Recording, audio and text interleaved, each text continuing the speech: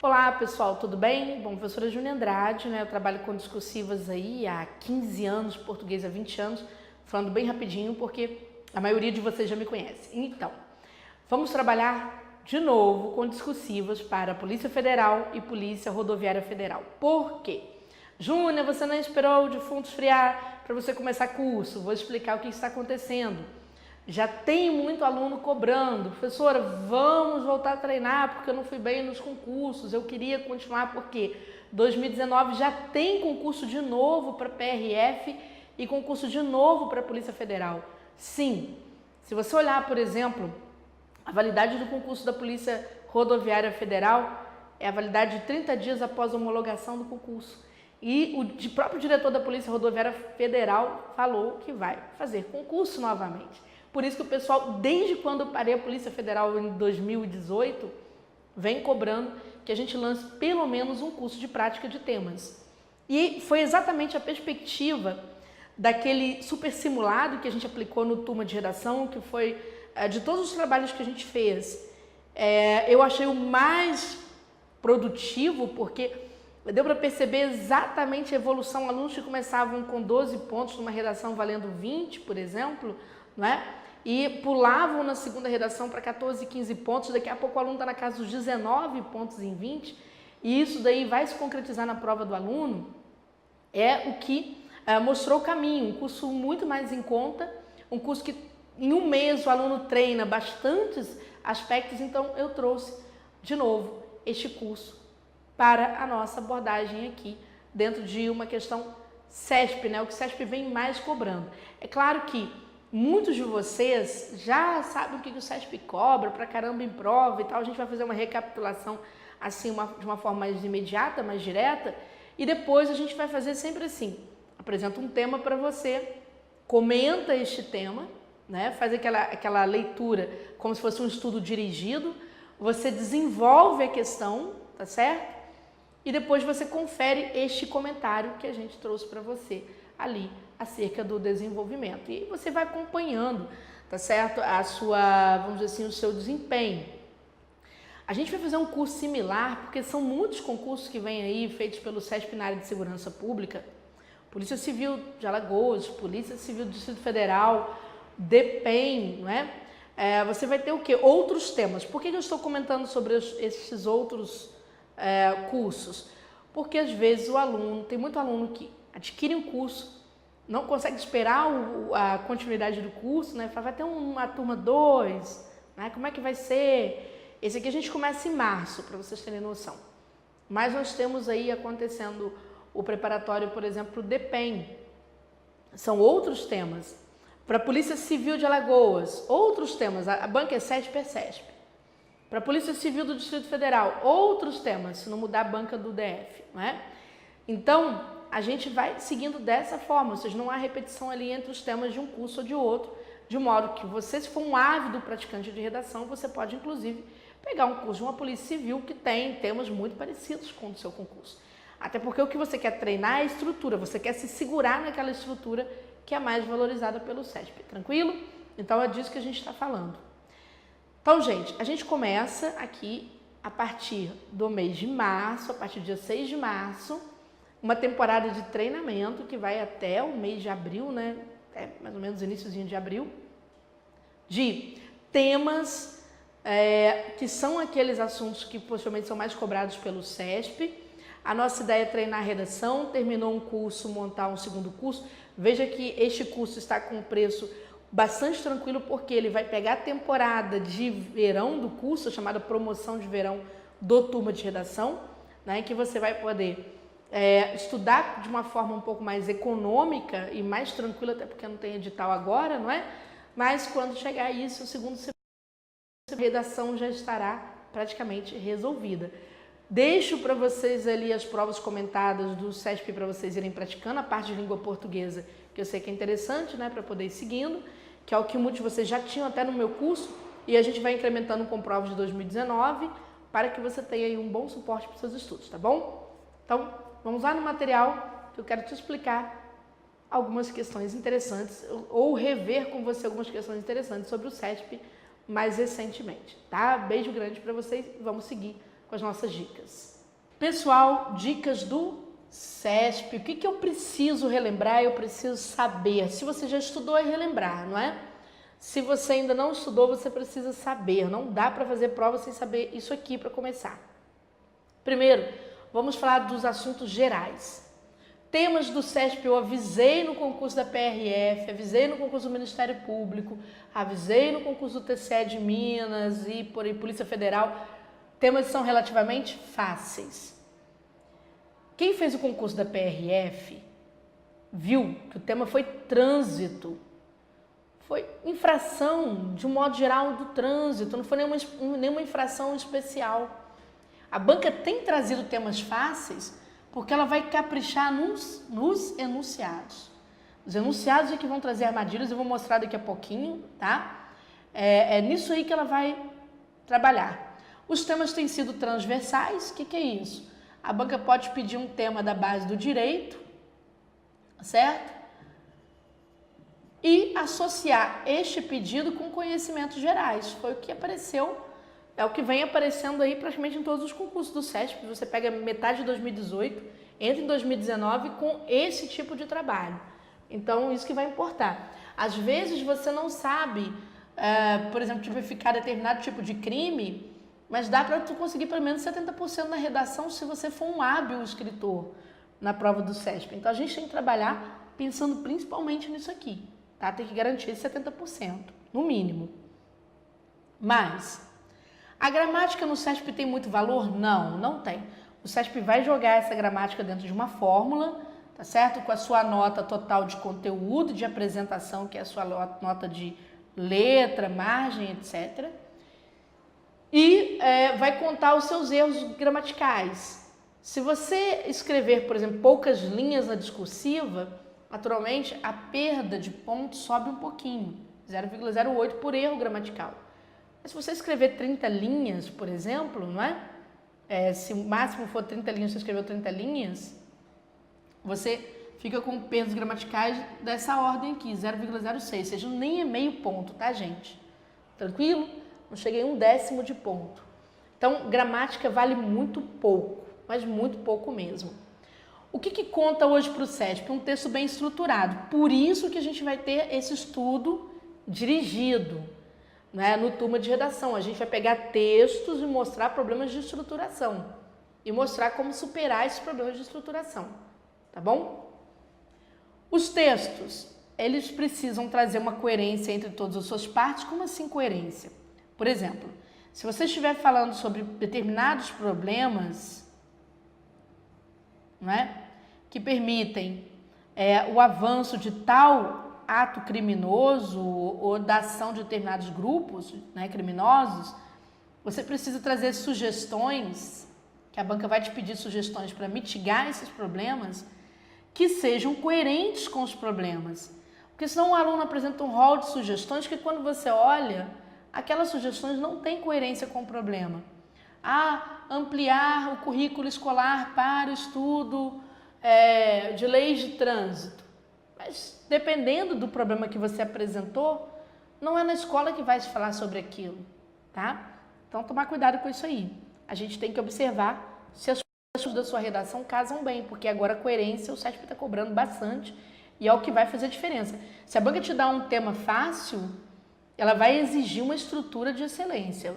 Tanto que todo mundo, gente, sabe falar sobre os temas do CESP. Hoje, sim.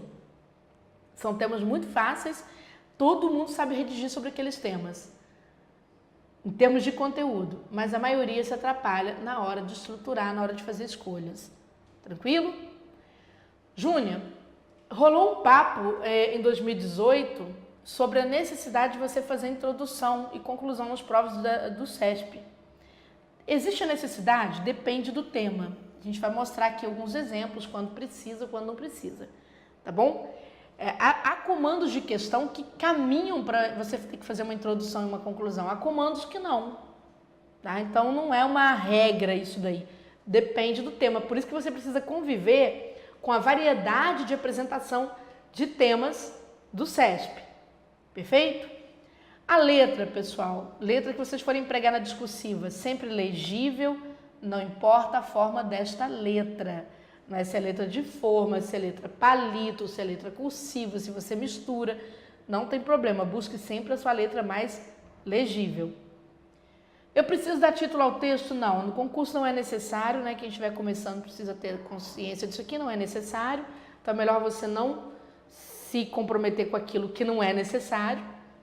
E se você errar uma palavra, basta você riscar, continuar a escrita de forma correta, tá certo? Sem usar parênteses para isolar este erro, tá? Sem usar parênteses para isolar este erro. Então, esses são os aspectos gerais aqui que a gente precisa saber. Aqui eu trouxe alguns temas do CESP para a gente poder mostrar o que é mais importante.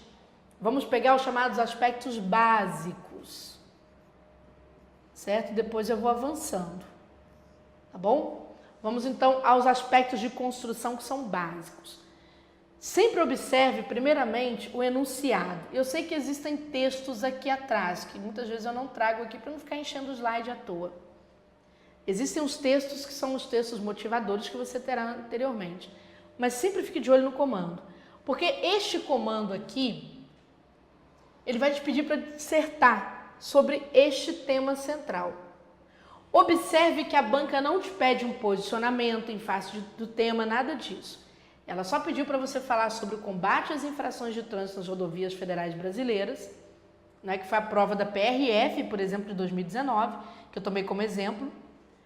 E te pediu aqui 3 aspectos relacionados a isso.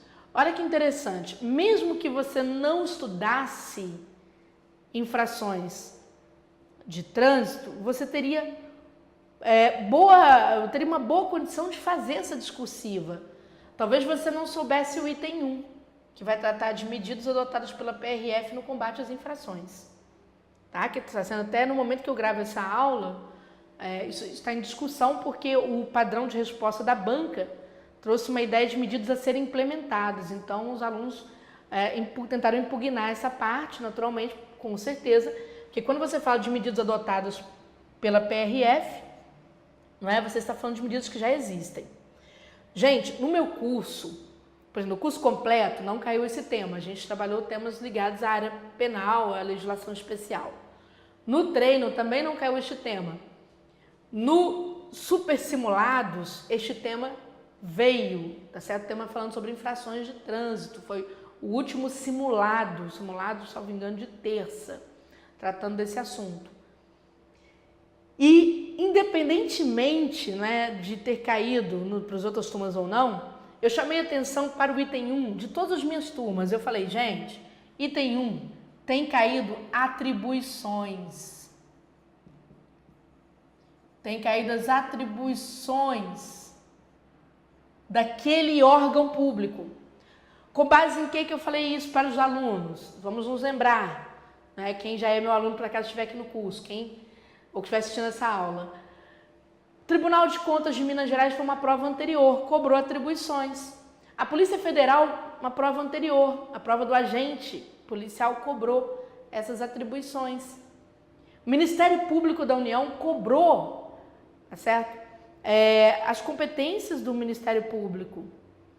Então, eu falei, aluno tem que saber atribuições do órgão. Todos os meus alunos foram alertados em relação a isso. Essas atribuições, por exemplo, medidas adotadas à PRF para o combate a infrações de trânsito, por exemplo, estão lá no CTB, no Código de Trânsito Brasileiro. Tá? Salvo engano, artigo 20. Depois a banca cobrou, veja só, ações da sociedade que auxiliem no combate às infrações. E atitudes individuais. Geralmente o CESP cobra isso aqui tudo num item só. Ele foi até bonzinho, separou para os alunos não esquecerem, tá? Então, aqui ações que auxiliem no combate, ações para diminuição. Então, tu tem que tomar cuidado aqui. Lembrando que, né, naturalmente, na hora que você vai trabalhar com ações da sociedade, muita gente vai reiterar ações no plano individual. Então, a redação corre de ficar repetitiva. Alô, hein? Cuidado. E aqui são ações para você diminuir. Então, cuidado que existem ações que de fato são coletivas e existem ações que são individuais. É isso que o CESP vai observar. né? E vai observar a relação, a correlação entre esses elementos. Quando o CESP te traz uma redação muito objetiva como essa daqui, preste atenção à dica, hein?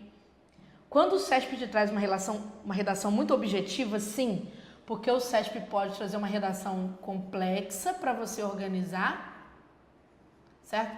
E uma redação mais objetiva para você organizar. Qual é a mão, o peso da mão que você coloca na redação? A redação simples vai te exigir não só explicação, né? Mas vai exigir também de você o quê? Mecanismos de exemplificação. Você vai precisar exemplificar o que você estiver falando, tá? A banca vai exigir que você cite ações, sim, que a sociedade pode empregar no auxílio ao combate às infrações, mas ela vai exigir, sobretudo, que você explique estas ações e as exemplifique. Ou seja, você vai ter que elaborar um pouco mais. Então, quando a banca te pedir uma redação muito objetiva, o que é redação objetiva? Poucos pedidos aparentemente que se esgotam muito rápido, ela vai valorizar as discursivas que explicarem algumas dessas medidas, ou uma ou duas. Você cita 3 ações aqui, por exemplo, a banca vai te exigir a explicação de algumas e vai querer alguma exemplificação. Não é de tudo, mas pelo menos de alguns elementos aqui, tá? Então, isso aí é importante. Outra questão, estava falando sobre o básico, né? Acabei pulando para o avançado aqui na hora que eu estava explicando. Básico. O que é o básico? O básico, retomar o tema antes de escrever.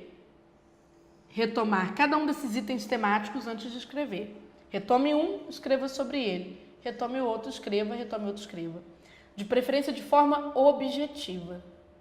Tá? Isso aí é o básico, todo mundo sabe isso aí em concurso público. Tá bom? Quem não souber, está começando agora, né? Então tem que pegar essa régua aí de CESP, tá bom? Não é nem regra, né? É uma régua mesmo, porque você precisa ter a medida certa do que você vai fazer. Bom? Sempre que o CESP pedir alguma coisa no plural, se não pertence a um rol taxativo, por exemplo, as medidas adotadas pela PRF pertencem a um rol taxativo em lei. São 11 medidas, mas se tratando de infrações do trânsito, acredito que sejam umas 6 medidas dentre essas 11. Você tem que fazer o quê? A seleção das atribuições. Tranquilo? Mas para você falar sobre aspectos de uma forma geral, ações da sociedade, atitudes individuais, ou seja, que não pertençam a um rol taxativo de norma, cite pelo menos 3 para cada uma. Pelo menos 3 para cada uma.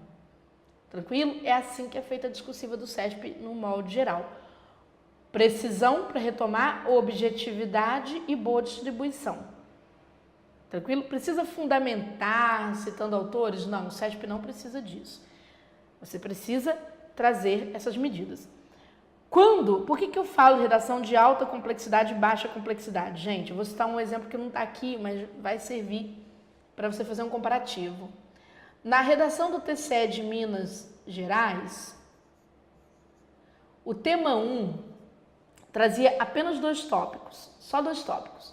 Pedia as atribuições constitucionais do TCU, o TCU mesmo, atribuições constitucionais do TCU eram em 13 atribuições, e depois pedia para falar sobre a finalidade, os objetivos, parece que da gestão fiscal, uma coisa assim, tá? Ou do controle da gestão fiscal. O que aconteceu com esse tema? Apesar de ter 2 itens, essas 3 atribuições, se o aluno resolver explicar uma a uma, ele não teria espaço para falar sobre o item 2. Por isso que fazer rascunho no CESP é necessário, para você entender a complexidade do tema que está sendo apresentado para você. Será que o tema que está sendo apresentado para você, ele vai se esgotar rápido e aí você precisa explicar e exemplificar? É uma pergunta, foi o caso do tema da PRF. Né? Como é um tema que se esgotaria muito rápido, com 20 linhas o aluno terminaria esse tema, mas para não fazer uma redação tão rasa, a banca exigiu explicação. Ela exigiu não, você tem que saber. Explicação e exemplificação. Agora, e se fosse um tema como do TCU, que você nota que o CESP está pedindo 1000 coisas, apesar de haver apenas 2 itens, ele pediu um trabalho hercúleo, um trabalho doloroso. né? Nesse caso, seria apenas citar as 13 atribuições do TCU, ou seja, falar de tudo um pouquinho, de forma bem en passant, tá? Aqui tem gente que foi descrever, realmente foi explicar cada um desses itens, dessas atribuições. E aí não teve espaço na redação, ou a redação não ficou tão clara da forma como a banca queria. Se atrapalhou. Então você precisa ter essa noção, tá? Vamos mais. É claro que essas noções, gente, elas se sedimentam com a prática, por isso que nós fizemos esse curso de estudo dirigido, propusemos dessa forma. Aqui nós estamos diante de um tema que aconteceu ano passado, foi o tema da EMAP. Vocês vão ver, aliás, antes de eu falar desse tema, deixa eu falar de outro aqui. Vamos falar do tema de... deixa eu pular mais um tema, perdão, tá? Vou falar do tema do agente da Polícia Federal. Né? A banca pediu para se dissertar sobre este tema. E vocês vão ver a banca, olha só, pedindo para discorrer sobre o papel constitucional e social da PRF e sua relação com direitos humanos.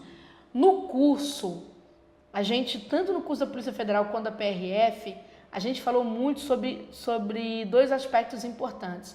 A valorização dos direitos humanos nas respostas, sugestões que você venha apresentar, e a valorização da democracia, porque o CESP estava trazendo temas que orbitavam em torno deste assunto.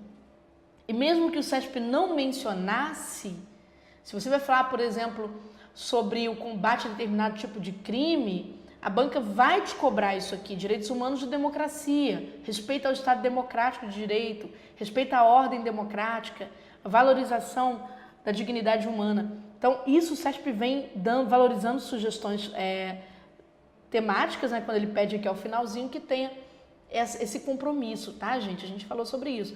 E não foi à toa que na prova da Polícia Federal veio. Pediu para discorrer sobre o papel constitucional e social da PRF, né? Isso aqui está na Constituição, tem que falar sobre as duas partes. E para falar sobre a relação desse papel com os direitos humanos. Não podia esquecer. O que acontece com a maior parte de vocês? Né? Em vez de lembrar do princípio da precisão, que é uma bobeira, vocês sempre esquecem, o aluno esquece essa última parte aqui. Sempre acontece isso. Aí a banca pediu para você citar contribuições da Polícia Federal relevantes para a manutenção do Estado Democrático de Direito, especialmente relacionados a direitos humanos. Então é só você pensar nas atribuições da PF que, dentro do trabalho da Polícia Federal, são relevantes para você preservar direitos humanos. Ora, a Polícia Federal ela vai coibir crimes de uma forma geral, né, que tenham aí uma repercussão nacional, vamos dizer. E ali você tem, por exemplo, o tráfico de pessoas. Né? Bem ou mal, quando a PF combate esse tipo de crime, ela está colaborando aí para a preservação dos direitos humanos. Tá certo? Então, quer dizer, há uma série de você poderia jogar aqui, né, série de contribuições. Como são contribuições muito amplas, você pode citar 3, tá bom? E aqui a banca pede sugestões da implantação de ações e projetos que possam contribuir futuramente para o aprimoramento da democracia brasileira. Então, gente, aqui veja, que projetos eu posso pensar que podem ser trazidos para o âmbito, certo? Para esse âmbito da segurança, que podem aí aprimorar a democracia brasileira. Então, quer dizer, de novo, né, assuntos que a banca está sempre cobrando de vocês aí em concurso. Na prova do escrivão, a banca trouxe um tema que é espinhoso, né? Ela pode trazer isso aí no correr do ano. Né? Lembrando que a gente teve uma mudança de governo muito grande e o atual governo brasileiro, ele mexe muito na área penal, tá certo? Ele mexe bastante nessa área penal, na área processual penal. Veja que a banca te pediu aqui na prova do escrivão da polícia um posicionamento claro e fundamentado a respeito da redução da maioridade penal. Veja que a banca pediu esse posicionamento antes de apresentar a você os itens temáticos. Que ela pede para você falar no item 1 da proteção da criança e do adolescente pelo Estado, né? Você tem a Constituição e o ECA para tratar disso, né? Estatuto da Criança e do Adolescente. Redução e aumento da violência e tratamento dos adolescentes em conflito com a lei como adultos. E falar sobre o papel do poder público na elaboração de políticas sociais para reduzir o envolvimento de adolescentes com a violência no Brasil. Preste atenção que aqui a banca jogou uma armadilha, eu sempre falo para os alunos. O CESP ele tem uma visão pró-direitos humanos, que dependendo do seu posicionamento em face da redução da maioridade penal, você pode cometer uma pequena incoerência quando chega no último item. Né? Porque no último item a banca meio que te empurra. Pensa o Estado dentro de uma política social para reduzir o envolvimento dos adolescentes com violência. Aí você pode pensar política social, né? Implementação do ensino integral até o ensino médio, não sei, tá? Isso aí, gente, a banca está jogando para você sair daquela ideia de que reduzir a maioridade penal é o melhor caminho. Então, muito cuidado, que a banca trouxe desafio, né? Você até poderia adotar essa posição, mas o problema seria como você iria terminar essa redação aqui. Então, vejam que até nisso a gente tem que entender a redação para entender qual é a posição da banca. Porque a posição é livre? É, mas a banca te amarra no item 3. Então fica complicado, essa liberdade ela não é tão elástica assim. Você tem que perceber qual é a jogada do examinador para cima de você. Então isso tudo nós treinamos, nós vamos treinar aqui no nosso preparatório. Né? E aqui eu trouxe um outro tema como exemplo, que também é uma forma de estruturação do CESP, que diz o seguinte: a banca não mais traz os itens dispostos aqui nessa forma vertical, né? Ela vai horizontalizar estes itens, mas eles existem, tá? Aqui a banca pediu, foi prova da EMAP, para que a pessoa redigisse sobre desafio de conciliar desenvolvimento econômico e preservação ambiental. Em seu texto, discorra sobre os aspectos ambientais e econômicos envolvidos na questão, posicionando-se acerca do tema. Então veja que você teria que se posicionar sobre esse desafio de conciliar desenvolvimento econômico e preservação ambiental. Se posicionar é dizer se é possível fazer essa conciliação ou não. Tá certo? Seria para você tratar disso, se é possível ou não. E veja que nos tópicos seguintes, a banca te pede para você tratar de aspectos positivos e de aspectos negativos do desenvolvimento econômico de uma região, tendo em vista a preservação ambiental. E ainda fale, se desejar, ilustre sua argumentação com exemplos concretos. Veja que, quando a banca diz se desejar, e ela diz que você pode ilustrar, entenda-se, exemplifique, porque ela vai cobrar uma conceituação do tema. Por que se desejar? Porque você pode querer ficar com a nota menor, se você quiser, e o outro ficar com a nota a maior. Então, você precisa aproveitar tudo que a banca está te pedindo, tudo que a banca está te oferecendo. Tá bom? Então, gente, se você vai tratar de aspectos positivos, desenvolvimento econômico, em relação à preservação do meio ambiente e dos aspectos negativos, né, cuidado com o seu posicionamento, porque ele precisa ser um posicionamento que seja balizador, ou seja, que vá fazer aí uma equação. Olha, é possível conciliar esse desenvolvimento econômico com a preservação ambiental, desde que fundamente, desde que se trate de tal situação. Essa tal situação que você apresenta ali pode estar presente no seu aspecto negativo, já que você diz que precisa cuidar daquilo. Professora, esse posicionamento que me indica uma introdução? Vamos lá, sobre este posicionamento. Você pode trabalhá-lo na introdução, se você quiser, ou na conclusão. Por exemplo, eu estivesse fazendo prova do CESP, eu trabalharia os aspectos positivos do desenvolvimento econômico de uma região, tendo em vista a preservação ambiental, e trabalharia os aspectos negativos e me posicionaria com fundamentação para a superação de alguns desses aspectos negativos. Para mim seria melhor a conclusão nesse posicionamento. Entenderam?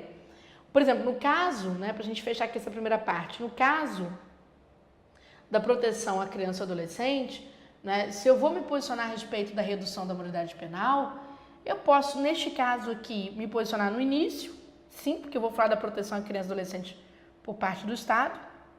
Lembre-se de que o próprio ECA, tem uma parte do ECA que ele culpa o Estado, por situações de risco oferecida à criança. O ECA é uma legislação altamente protetiva. Se você usar o ECA aqui, fica complicado você dizer que é preciso haver redução da maioridade penal. Muito complicado. Porque o ECA ele vai citar 3 situações que colocam a criança de forma vulnerável, de risco, 3 situações de risco. Ele vai citar, né, a questão do abandono dos pais, do risco oferecido pelo próprio Estado, quando o Estado cria mecanismos, institucionaliza o risco, e vai falar da própria situação do adolescente em risco, certo? Riscos que a criança pode oferecer para ela mesma. Então, veja bem, se você fala sobre redução da maioridade penal de forma favorável, quando chega no item 1, você fica enrolado na introdução.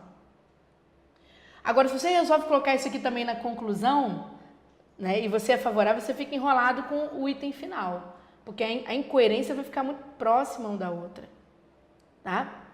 Júnior, eu posso fazer esse posicionamento, por exemplo, no meio da redação? Pode. Eu tive um aluno que tirou total na redação, né?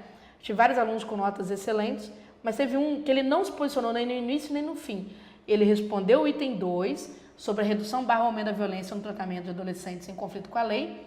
Ele cita, ele fala que aqui ele usa como argumento, por exemplo, a questão de apenas 1% dos adolescentes serem responsáveis por crimes hediondos, né, esse número do Ministério da Justiça, e ele vem e se posiciona. Por isso, não há que se concordar com ideias de redução da maioridade penal, porque não são eles os culpados, né, dos grandes crimes que são cometidos no Brasil. Então, esse aluno faz posicionamento bem aqui no item 2. Tá? Ele foi praticamente o único aluno que fez esse posicionamento dessa forma.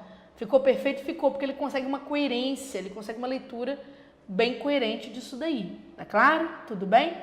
Então, esse é o caminho aqui, essas são as nossas primeiras dicas para você entender, né? Entender a banca, compreender os desafios que você vai enfrentar, tá certo?